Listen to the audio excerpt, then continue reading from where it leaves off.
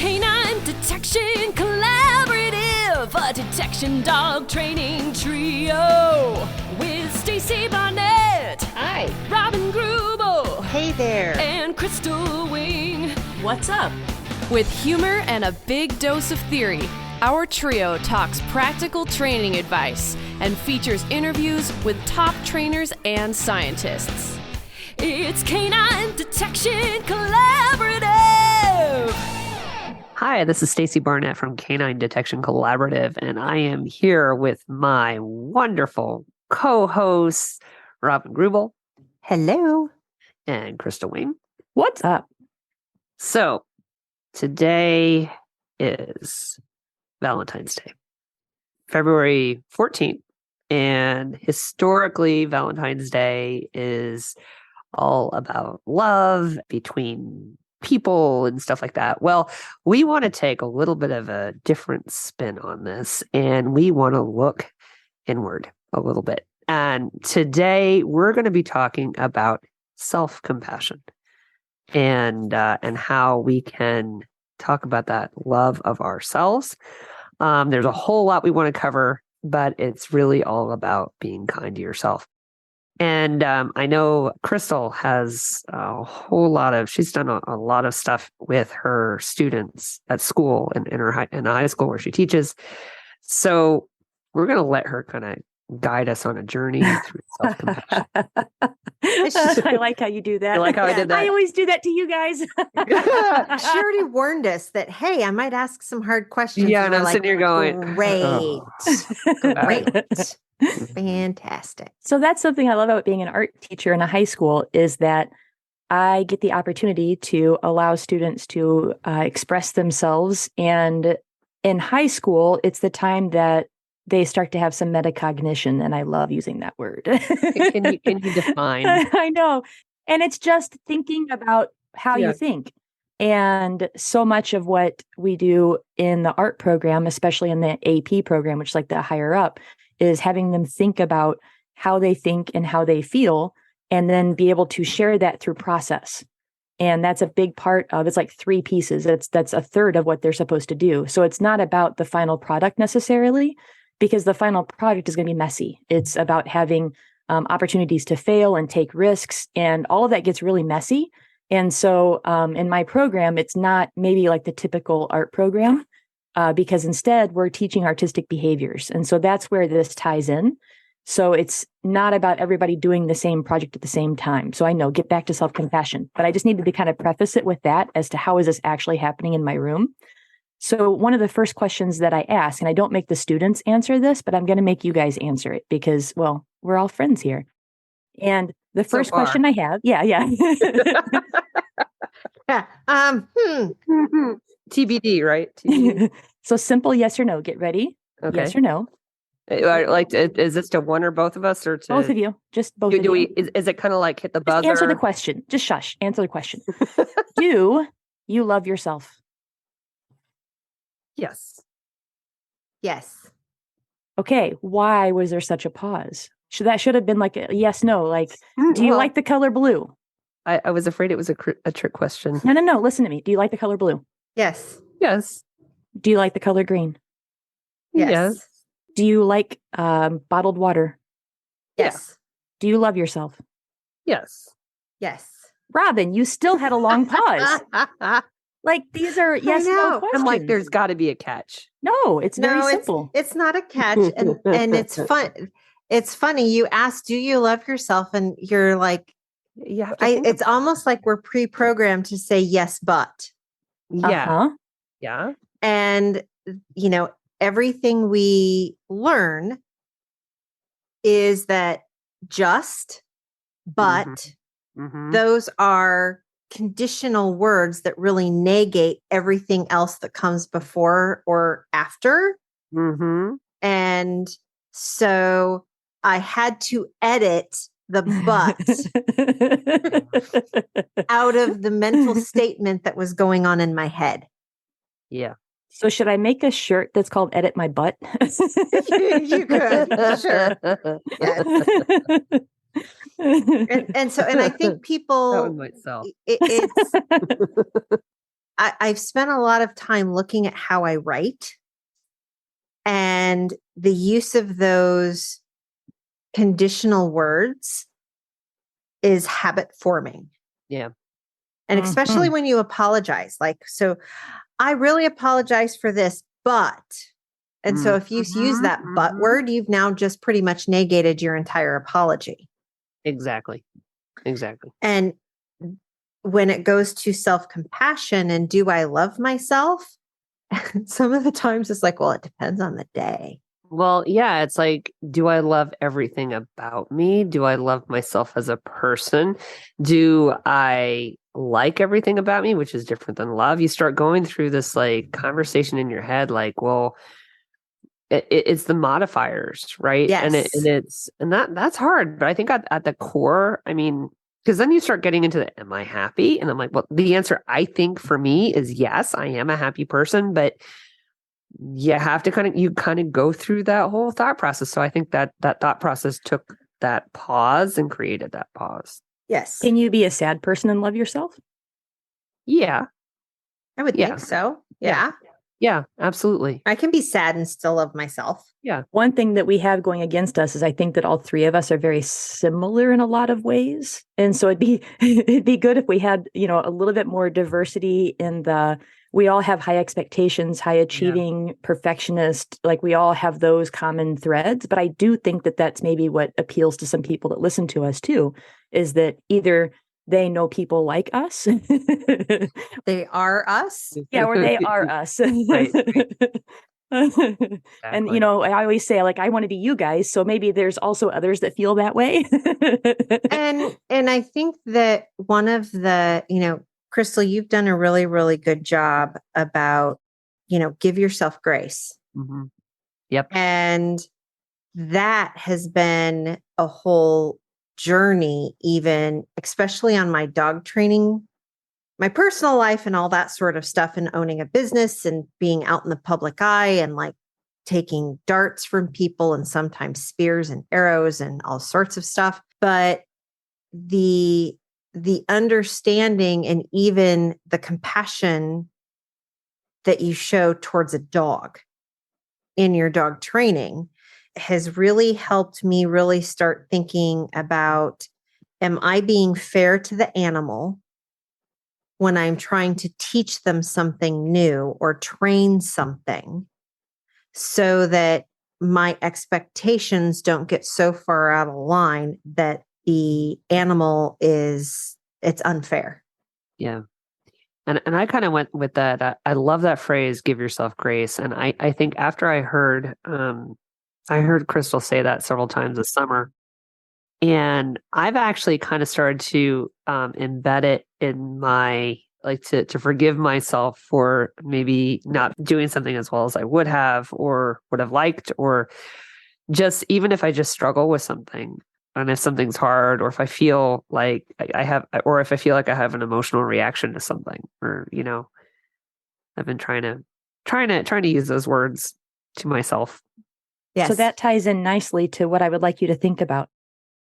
Can you think of some times that you, or even someone you've seen, a student or a competitor or a teammate or just anyone out there doing their dog thing, you've seen them demonstrate a lack of compassion? Maybe it's to someone else, maybe it's to themselves. And usually it's because something doesn't go their way, right? Yep. So yes. I want you to think about that. Imagine that for a second. Yeah. So I'm thinking about, losing at competitions, unable to teach like a certain behavior, and you get so frustrated, or, the dog doesn't find the odor, those sorts of things. Yep. So think about those things. What do you see in like some of those examples? Like, give me a couple examples if you can think of them for yourself or someone else you've seen. The biggest thing that I see is, and you even said it's unmet expectations. Yeah. And the ability to recognize, you have the flare of anger or whatever it is, that my dog just walked odor, my dog, oh my gosh, did the thing. Yeah. And, I've seen handlers who have not approached their dog with all the love in their heart. Yeah. I always love that. Yeah, right. I mean, thank you, Lisa Higgins, for Yes. that Right. little, always approach your dog with all the love in your heart. Love that And quote. and so I've seen that, I've done that. Yeah. And the lack of compassion that I sometimes see in instructors or other students Yeah. is hard. And I've really come to try, and when students are going through this whole process, I was like, a lot of the times I'll look at them and say, is this the first time that this has happened? Yeah. And if they say yes, I was like, well, then we're not going to get our underwear in a bind about this particular situation. If it happens again, then we'll have a discussion. Yeah. And so, yeah. Yeah. And I've been, now, as you guys know, I've been also playing in some other sports, especially recently. And I saw a couple examples. Obviously, I'm not going to call out people or say anything. Right. People realize that I know that I'm talking about them. But I remember one situation. I was actually sitting in my car, believe it or not, working because I needed cell phone reception and I needed to clear my forum. So I was in my van. I'm working. And I think this person didn't realize I was in my van, and she had come out of the building and was talking to her dog and just telling her dog, I'm really disappointed in you. And I'm sitting here going, first of all, my thought was, oh, that's so sad. And I felt bad. I felt bad for the dog. But then my brain went to, I don't know what's going on with this person. I don't know what's going on in this person's life, that something that maybe a bad agility run, it just piled onto what she was already dealing with. And I kind of I edited, actually in that moment, I kind of edited my own feelings. And I'm like, you know what? I'm sure they'll recover, right? They'll recover. And so that's kind of where my head went. Cause my first thought was like, oh, man, come on. And my second thought was, I don't know what's going on in your life. So that's probably not a fair assessment. And I also had other situations where I was, doing rally, and I just saw, handlers might just some handlers just upset with their dogs, and just thinking to myself, I'm like, listen to your dog. Your dog is telling you that they're stressed. They're not disobedient. They're stressed. And that actually did upset me, because I felt like, in that case, I would love it if people really learned how to read their dog's emotional state.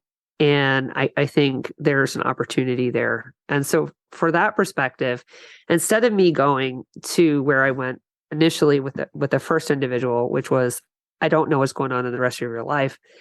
In this situation, I'm like, I think you need to really look at your dog and see what your dog is going through before you get upset with your dog.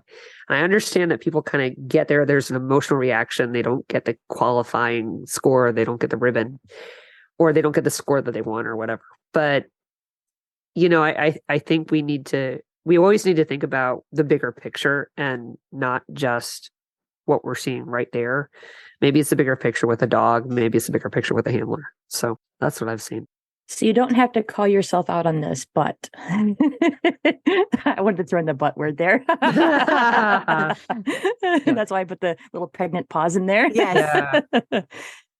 I want you to think about, in the situations you just talked about, or in others, even in your own mental kind of game that you play, because we all have our mental game. Yep. What are some common things that you hear people telling themselves?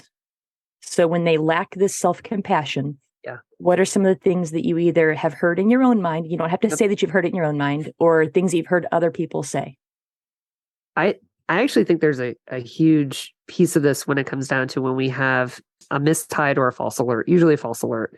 I was actually just talking to about this just today, and the impact when we want to find all of the hides, and how we end up taking that expectation of complexity into a search with us.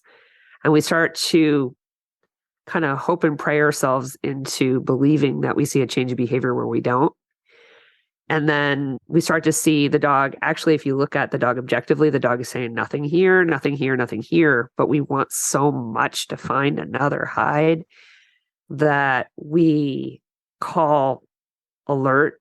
And we even know, and I was talking she was saying like, yeah, I kind of knew. And I've been in that situation. Like I've been in it many times. This is the reason why I can feel very empathetic about this, where it's going to be a no when you say the word alert. And because it's just like, you know it, but at the same time, you want it at the same time. And then at the tail end of that, the emotions that happen when you get that no is almost like the self-fulfilling type of thing where you end up beating yourself up so badly that it then swings a pendulum on you and it messes with your self-confidence in a really severe way in the following searches. And this is something that I've experienced, and it's so hard to get a grip on that and to get a control of that. And it's almost like we have to unwind it a bunch, but that type of thing just really affects us, and it affects our self-talk, and it affects how our self-confidence and our belief in our ability to read our dogs and our belief in our ability to be successful. That's the thing that's been like really obvious to me lately. And I hear a lot of students, because when you have students come, usually they're having a problem, or you can usually tease something out where they can tweak something. Yeah. And the amount of self-deprecating talk that actually happens, well, I'll never be as good as you. You'll never be me. And that's okay. Yeah. Yeah. Yeah. Trust me, sometimes you don't want to live in my head. It's kind of a scary place. Yeah. Giving students, it's okay to aspire to get better, but not be like. And I think that that's one of the things that I really would like, and I hope to give the gifts to my students, is I want you to be the best version of you that you can possibly be. Yeah. Yeah. You don't need to look like me. You don't have to do everything exactly like me. Yeah. But, just be the best version of you. And we do that with our dogs. We accept our dogs for who they are. I'm not saying a why. You have to search like Brava.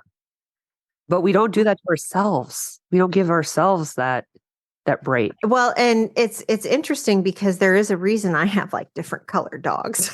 You're right. Yeah, we talked about this, right? Yeah, because then, and I'm at the point where I'm now like rattling off names, trying to get. I feel like, oh my God, my mom. Oh, that's going to happen regardless of whether or not you've got purple, pink, and turquoise dogs. I mean, it just happens. That would be kind of cool, though. But and so you do have to understand that, and this is one of the hardest parts of transitioning to the next dog. And this is before I had 5 bajillion dogs.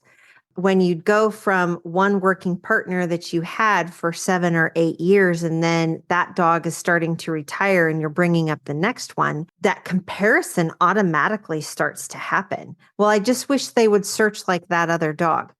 Yes, yeah. But that's not going to happen and people are the same way. Yep.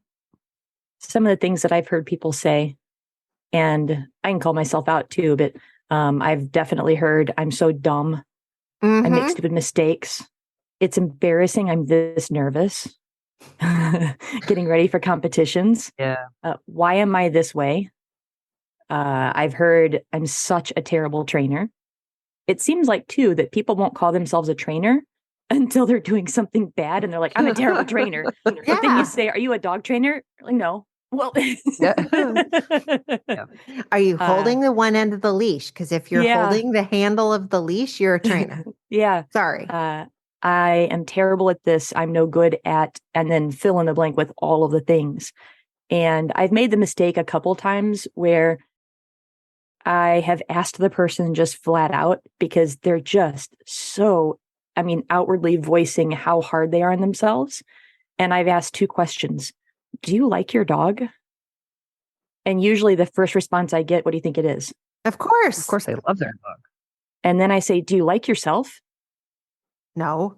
Pause. Yeah, pregnant pause. And so that's where I think those words matter as we talk about. And so I'm curious. I think it's difficult for people to hear words when they're in that mind frame.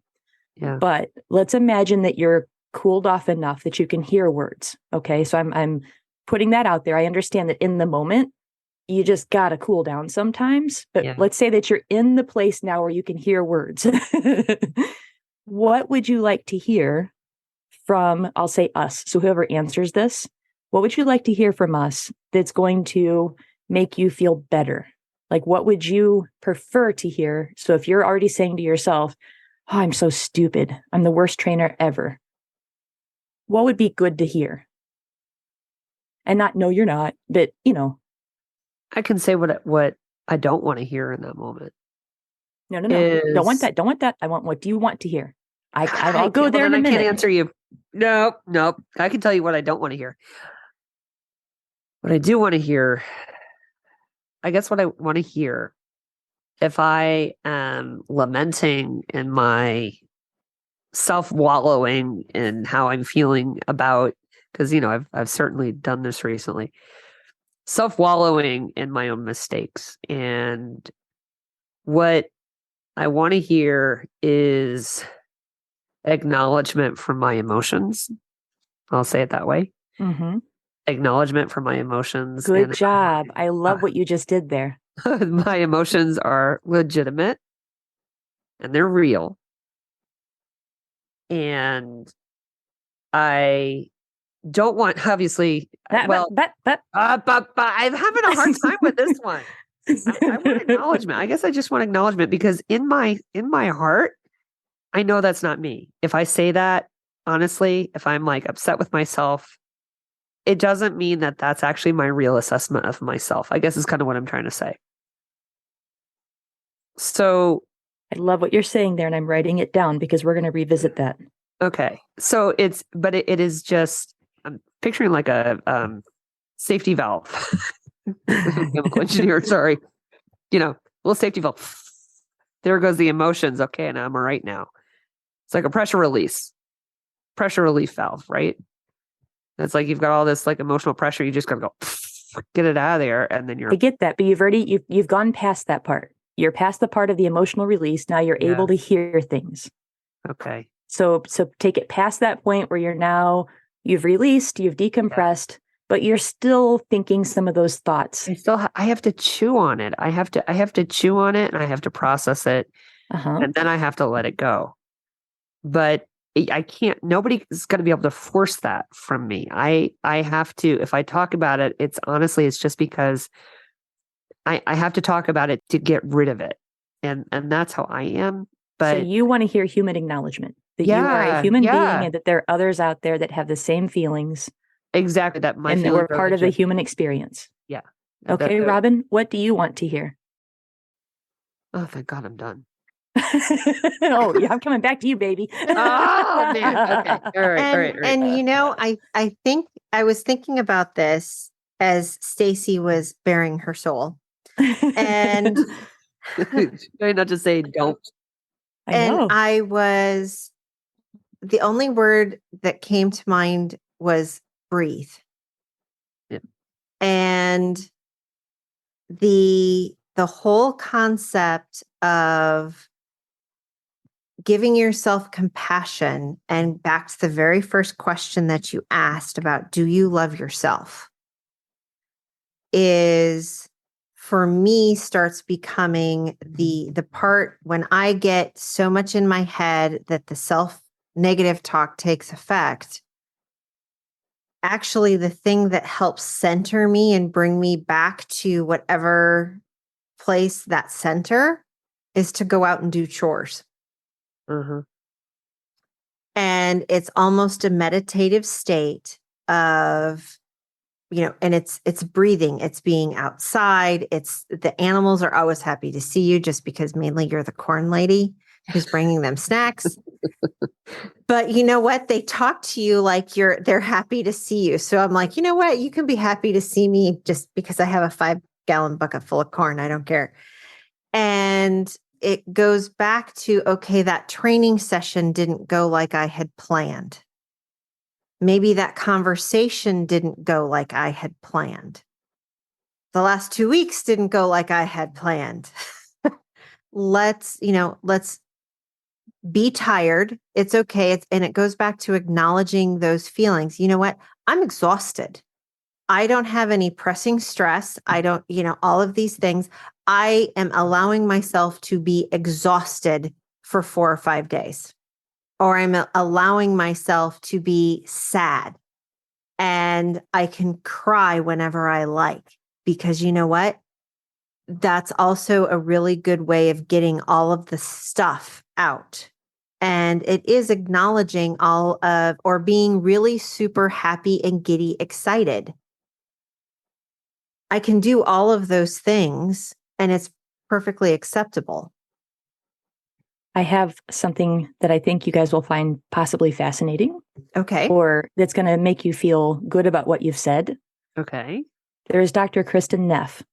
She is the guru on self-compassion. Okay. She is top dog. And she has said that self-compassion involves 3 components. First one, being kind and caring towards yourself rather than harshly self-critical. Framing imperfection in terms of the shared human experience, and seeing things clearly without ignoring or exaggerating the problems.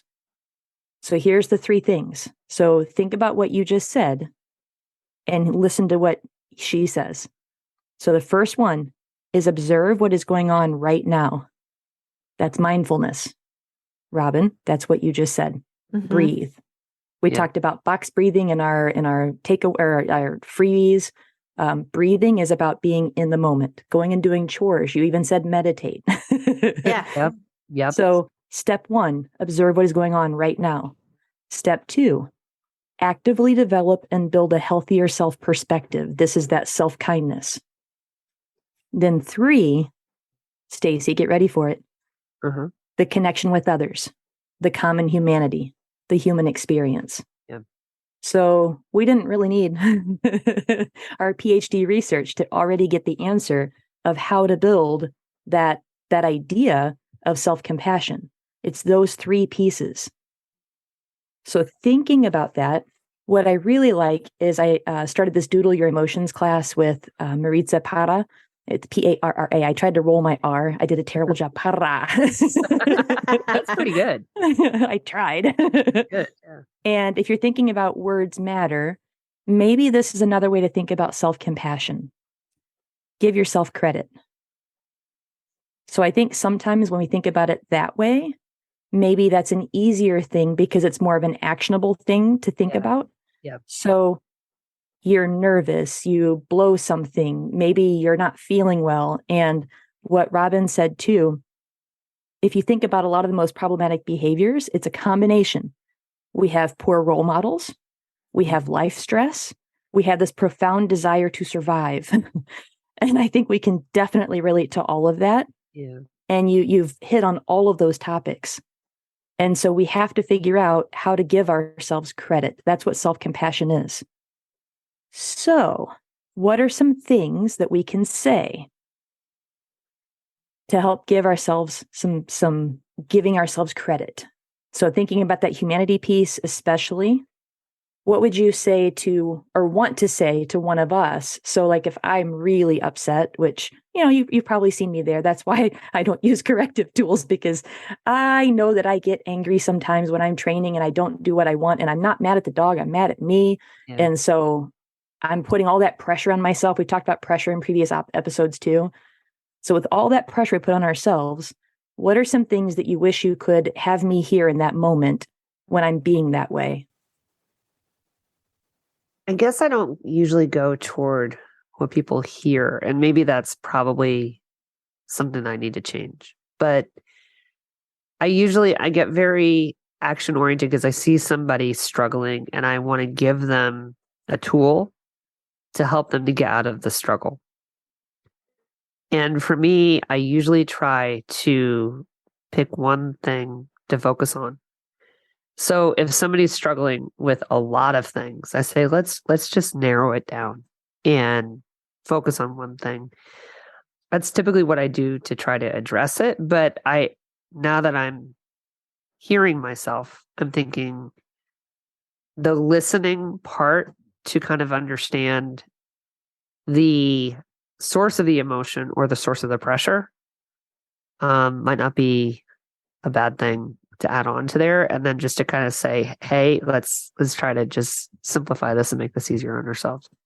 Speaking of easier on yourself, if you think about, people are making mistakes, that's a human experience. Yeah. And they have their own problems. They have their own way of dealing with it.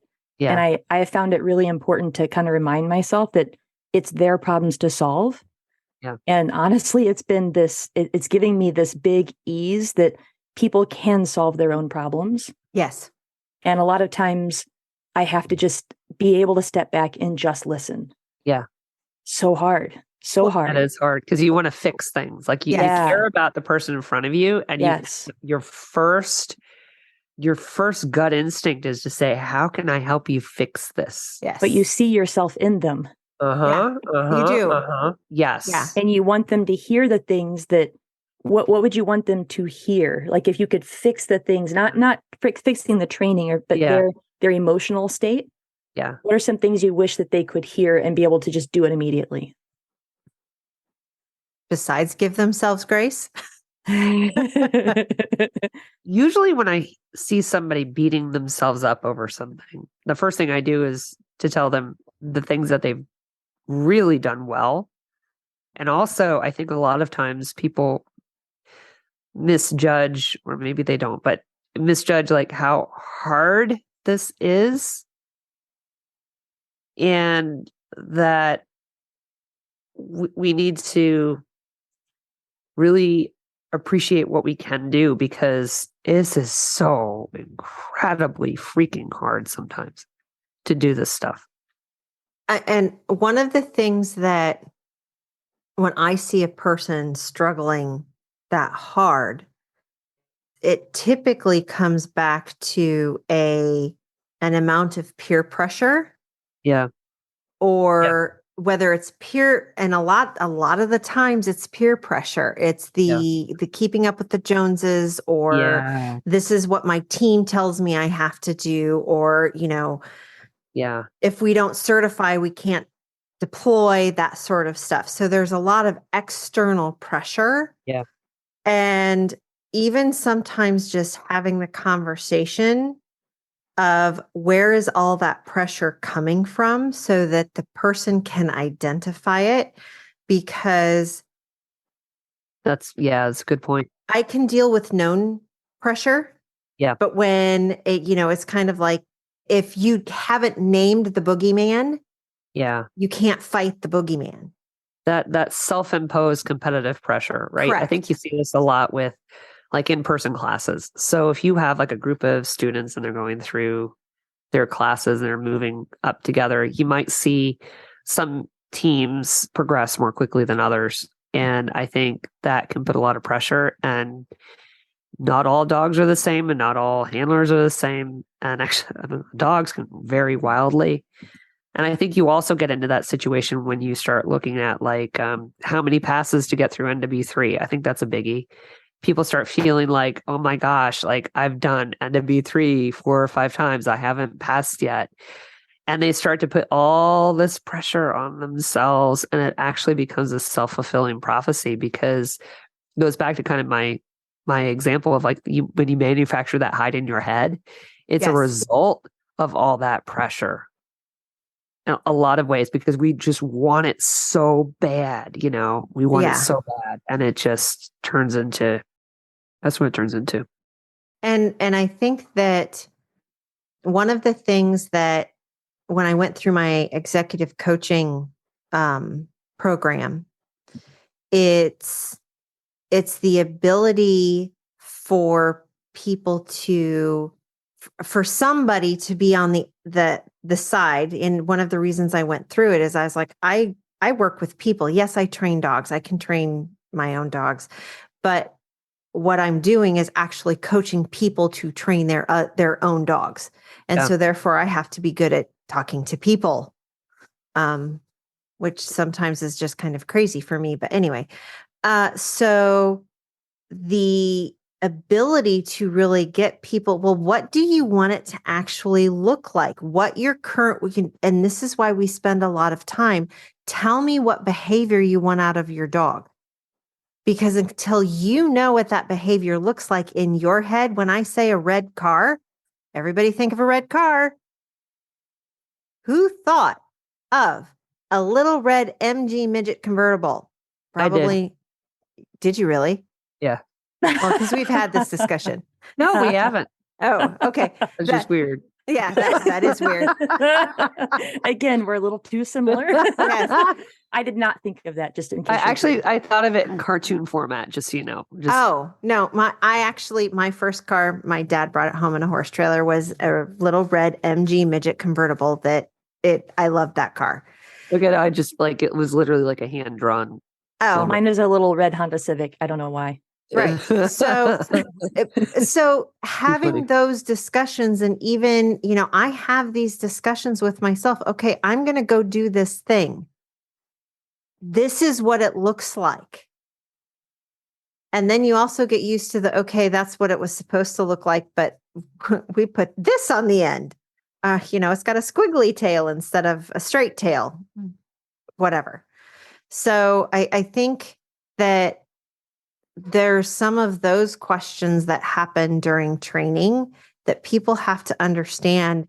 It can be, training a dog can actually highly transformational for your personal growth. Yep. Oh, tremendous. Yes. Tremendous. Yes. Kind of going back to my original question, and then I'm going to hit on so many things that you just brought up. It was so good. So the original question was asking about what words would you use to help someone when they are using words that may not be as compassionate to themselves. And so some things that I kind of heard that I'm extracting was the idea of I'm learning. That was one thing that I kind of heard. Yep. Everybody makes mistakes. Yep. And I think the one that I really hit on for myself is I tried my best. That's one of them that I have to keep putting out there. And I have to recognize a lot of things about that statement. I tried my best has been really transformational for my thought process when I'm in that mode. Yeah. When you tell yourself, I'm all of these things that maybe came to your mind when I asked that question the first time, when you're frustrated and you're fuming and you're needing to, decompress. Yeah. In those moments, if you could just reform that and say, I tried my best. I tried my best. Even if you have to say it in kind of an angry tone. Yeah. I tried my best, because I guarantee it.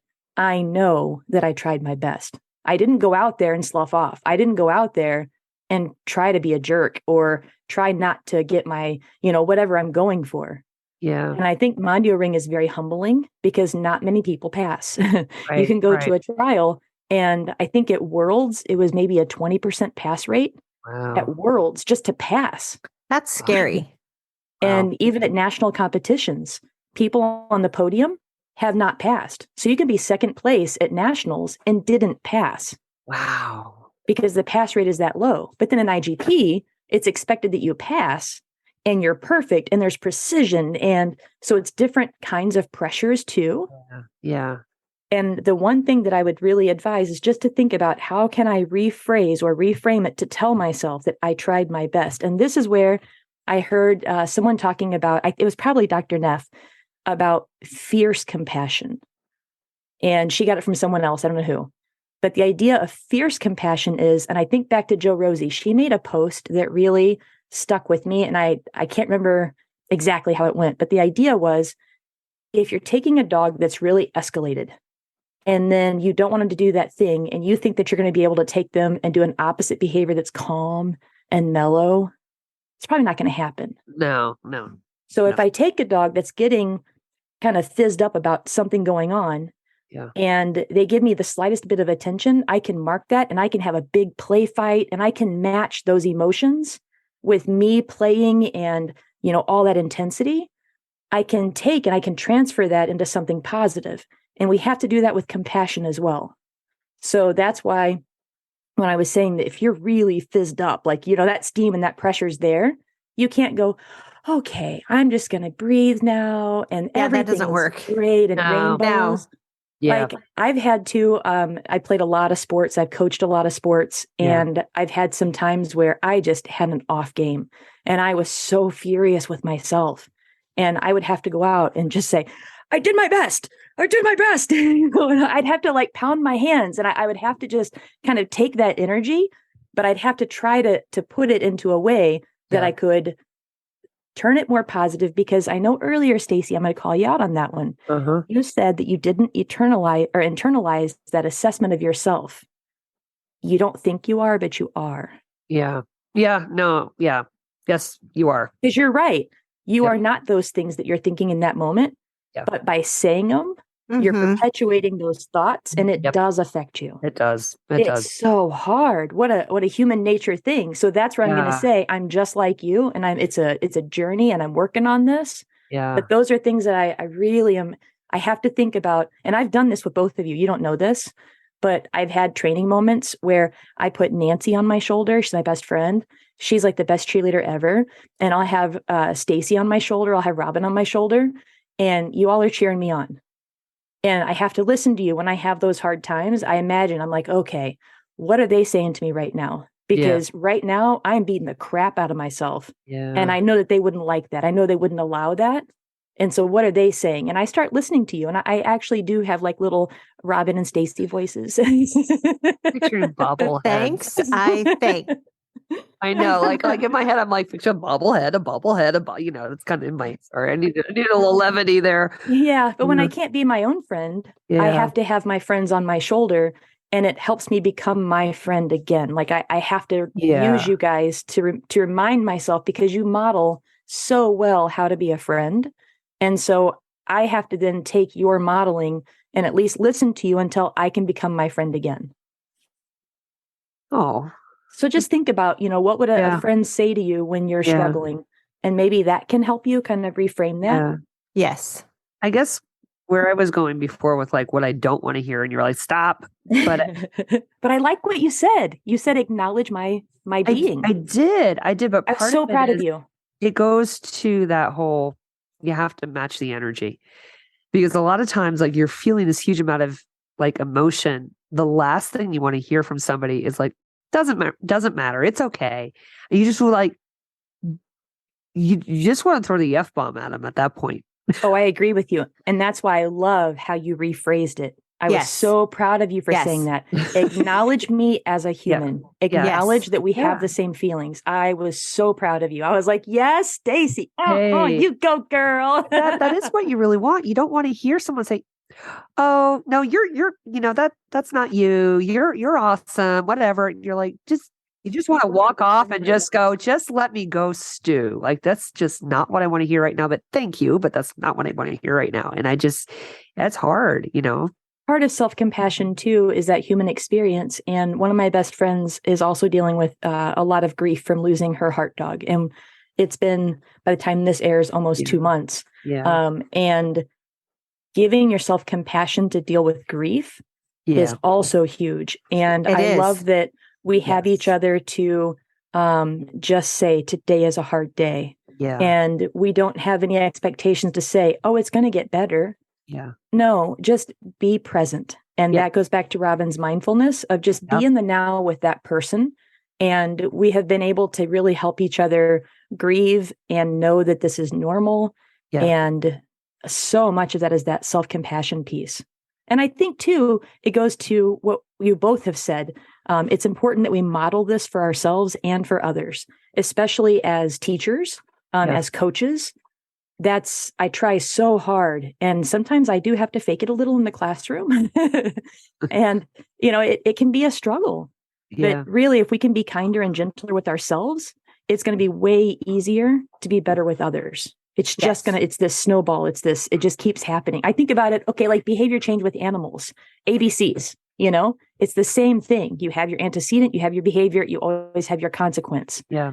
It's very invasive. So if we can be kinder to ourselves, we can be gentler with others. And there can be some sharp division. Think about our canine world. Oh my gosh, the camps and the people and this camp and that camp. Oh my gosh. And the lines in the sand and the angst and blah. So maybe this might help is when I read and I hear some of the comments, I have to step back. That's always my first thing, introvert self. I step back, I listen. And sometimes it is hard to understand someone that's so different from me, or someone that challenges me. Those are hard people sometimes initially, but I like that I have that moment to just pause, and I try to extend them compassion. So in high school, the students, they have the hardest time demonstrating compassion. There's some of them that just really, really struggle. And you know what I know about those kids? They're the ones that are most in need of self-compassion. So from the thousands of high school students, that's what I've experienced. And so when I hear those people saying things that are very contrary, not compassionate, I almost always can just tell myself, they're the ones in most need of self-compassion. Yeah. So it's just things to kind of help reframe and consider. Yeah. I would also kind of say that, sorry, I'm just going. Is okay? Or you want to say Go something? right ahead. I'm just sitting here going, yeah. No, I'm thinking. I'm like, I have all wow. these thoughts. And so I didn't want to dominate Nope, too go much. ahead. no. Keep going. You're good. You're good. You're all good. So I get on this kick about compassion and self-compassion because it is super powerful. It is one of the most powerful things we have. And it's different than self-esteem. That's a different topic. That's a different day. Yeah. But we've talked about goal setting and gratitude a lot in our previous episodes. And we've talked about our future plans. Okay, inherently, when you start talking about future plans and you talk about goal setting, you're talking about facing challenges. I mean, that's what you're talking about. So what challenges am I willing to face and that I'm looking forward to? So it's kind of like that good stress thing too. The thing I ask myself when I start setting goals is, how do I want to feel when I'm training? How do I want to feel when I'm competing? How do I want to feel when I'm being deployed? So do you want to feel stressed? Do you want to beat yourself up? No. And that's where self-compassion is so powerful, because you can be kinder to yourself. And this goes back to, I think people think that they have to push themselves so hard and be mean to themselves, or else they're not going to grow.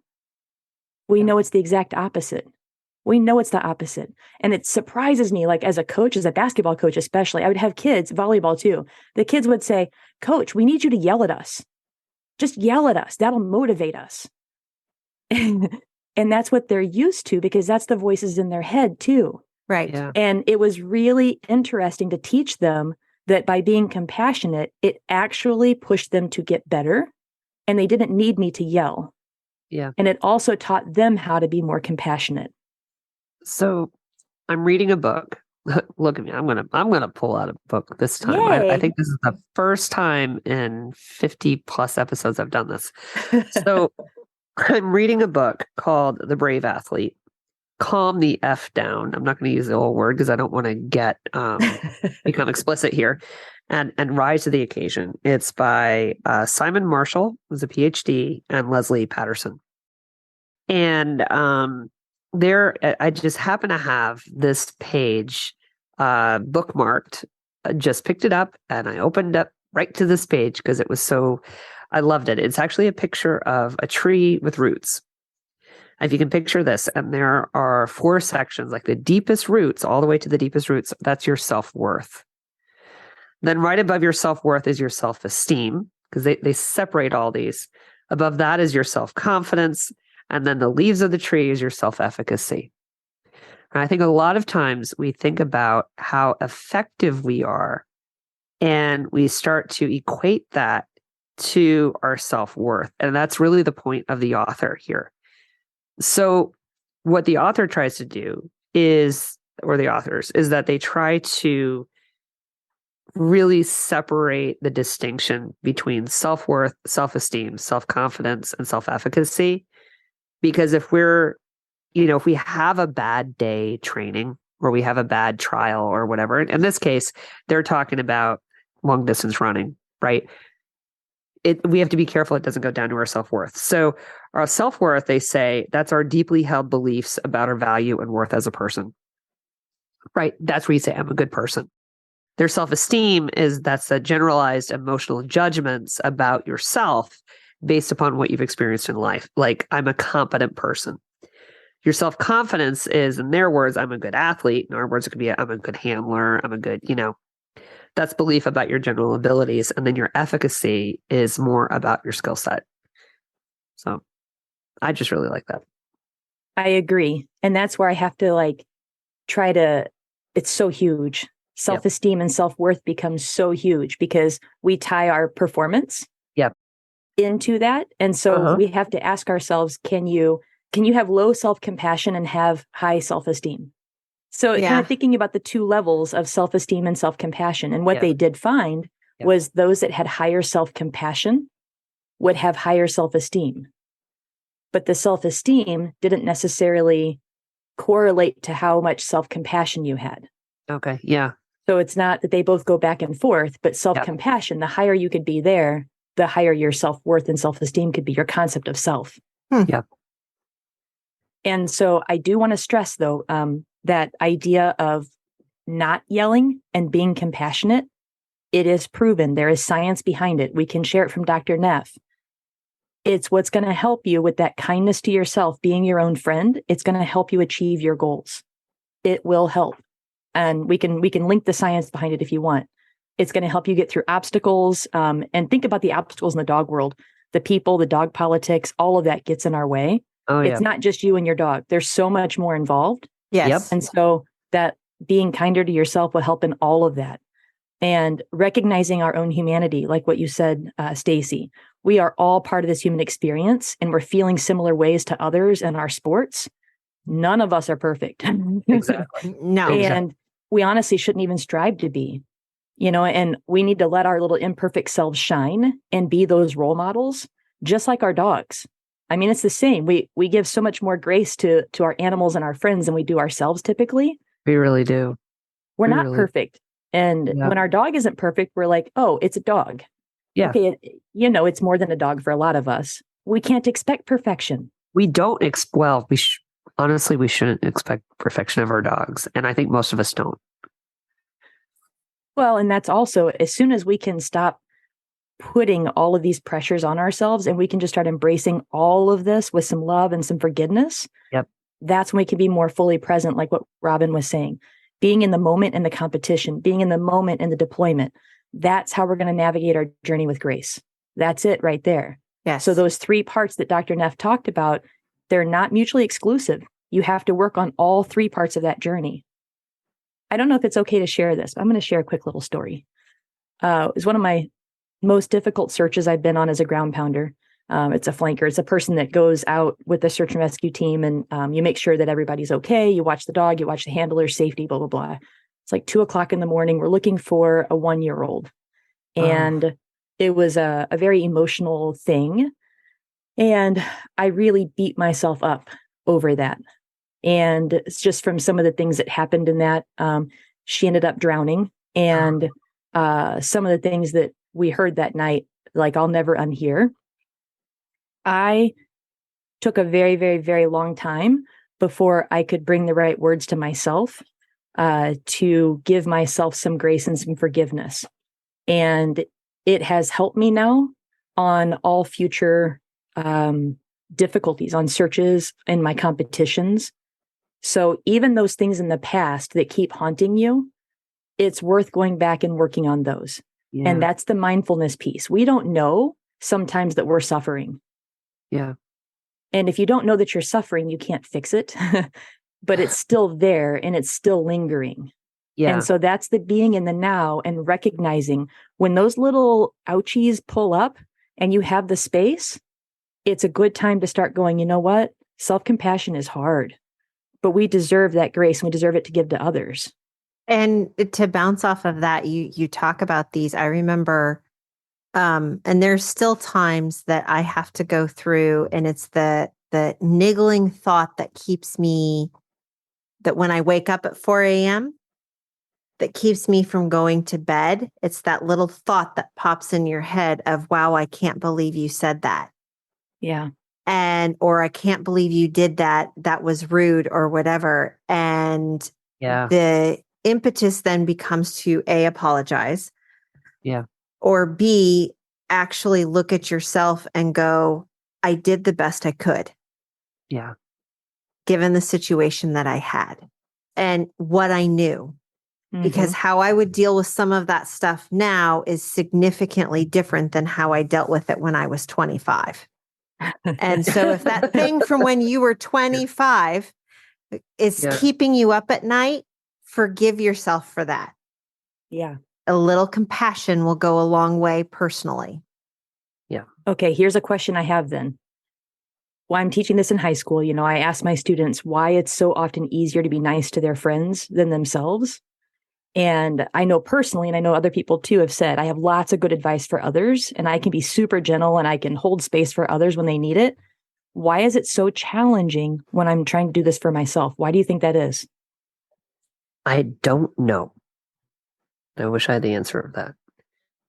I find myself doing the same thing. I can be really freaking hard on myself and really supportive of other people. And that is a hard thing for me.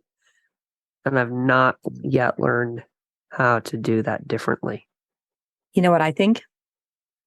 How many times has it been put in our heads of how to be nice to others? Have people taught you that? Absolutely. To say thank you, say please. You learn that as a 2-year-old or 3. Okay.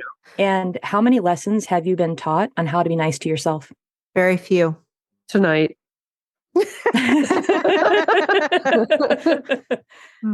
Yeah, I mean, we are ingrained, like you said, from the very beginning. Say please, say thank you.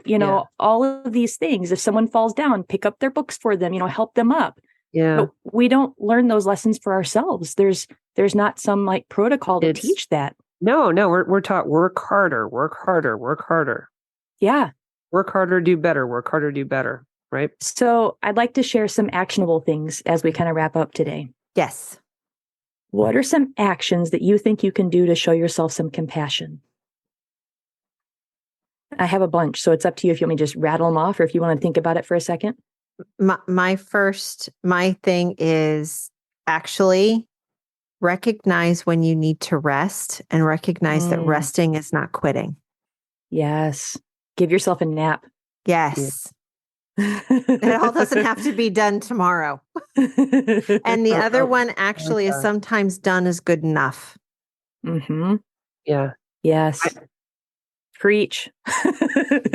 Yeah. For me, I'm going to adopt your phrase, I did my best, because I think for me, that's going to make the biggest difference for me. Yeah. Yeah. It's hard. It is hard. Yeah. Yeah, I mean, I can think of like at least a handful of things that I really need to, that are still poking at me. And sometimes I have to add some more to that. And I forget exactly how Susan Garrett puts it, but something about how the dog is doing the best with the education they have at the, place you are, like all those things. Yeah. And I add that to myself too. So when I'm saying I did my best, sometimes I have to then say, okay. And that's when I recognize my D's. Yes. I recognize that I did the best I could in that situation, the way I was feeling, with the amount of sleep I had, with the amount of stress in my life. And that's that mindfulness piece. Yeah. And I have to add all those things in. And that's when I start being able to breathe and give myself a little bit of grace. Yeah. Mm-hmm. And sometimes but that's why I think about the D's for my dog. And then I also think about the D's for myself. Yes. It's interesting too, when I ask this from like little kids, they are so good at, answering stuff. They're so naturally kind. They just are. And then when you start to get into about the 3rd grade, it starts changing.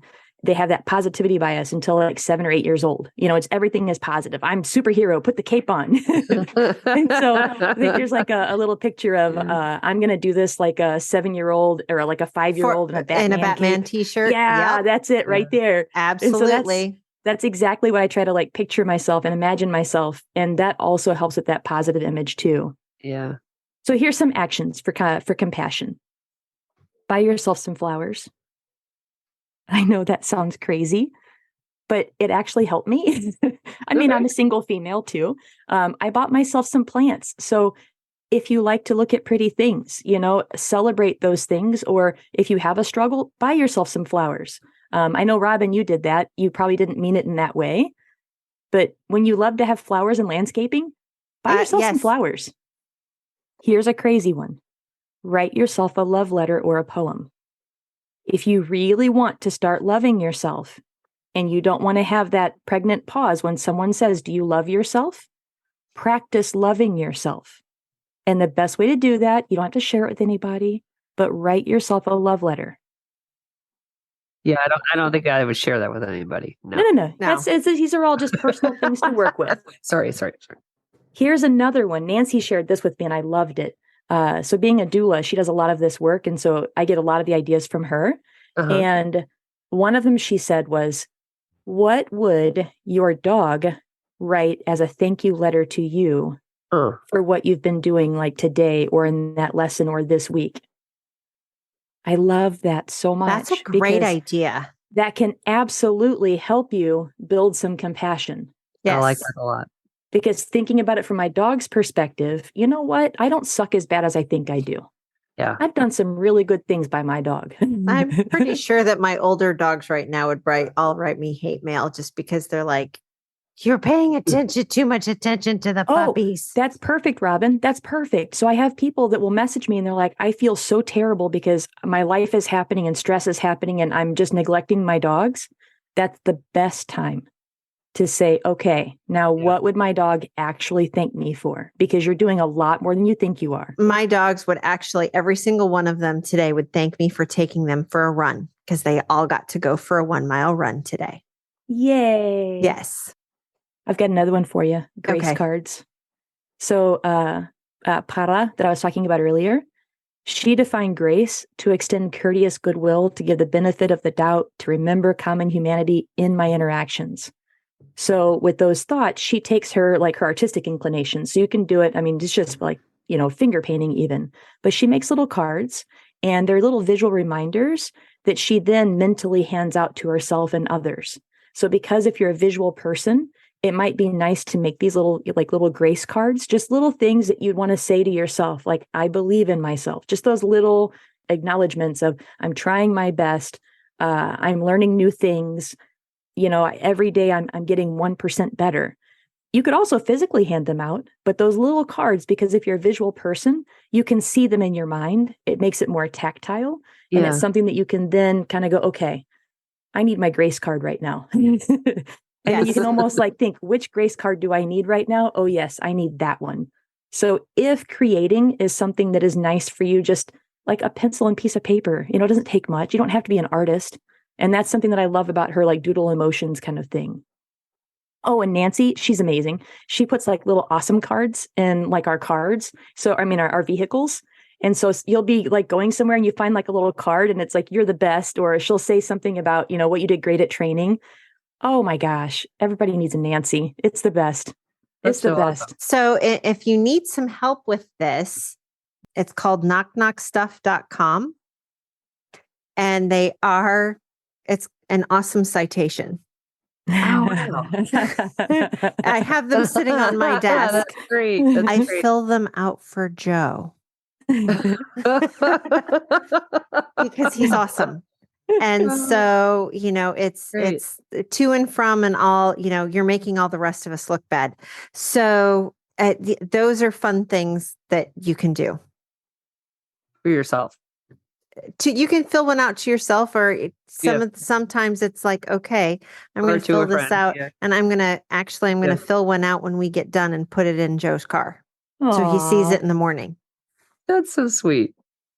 So we've gone over our time. I've yapped so much. And it's okay. Yeah. It gets spindy, so I need to shut up. It's all right. It's just such an important thing. And it is. I just want people to love themselves as much as I love them. And I'm trying so hard to love myself as much as I love others. And so it's important, I think, for our dogs and our training, because it extends into the dog community. It extends into us being as role models for others. And if you don't think that you're a role model for others, you'll be so shocked. I've had messages from people I don't even know, and they say such wonderful things. And I'm like, oh, wow, I didn't even know that you noticed that. And I think that even if people aren't saying it to you, people notice you. Yeah. So if you can't be kind to yourself for yourself, then maybe be kind because you like to be kind to others. Yes. Yeah. Any final thoughts? Happy Valentine's Day, everybody. Oh, I love that. Yeah. Yay. Yeah. Make sure you check out the website. If you have ideas for episodes that you'd like us to talk about, please send us a note. Otherwise, happy training. Canine Detection Collaborative! We appreciate the time you spend with us. If you liked this episode, not only should you follow us so you don't miss the next one, but please also rate and review us in your favorite podcast app. For info on collaborating with us, go to k9detectioncollaborative.com. That's K9detectioncollaborative.com, where you can find our socials and pick up our latest monthly freebie. Join us again to talk training in the next episode.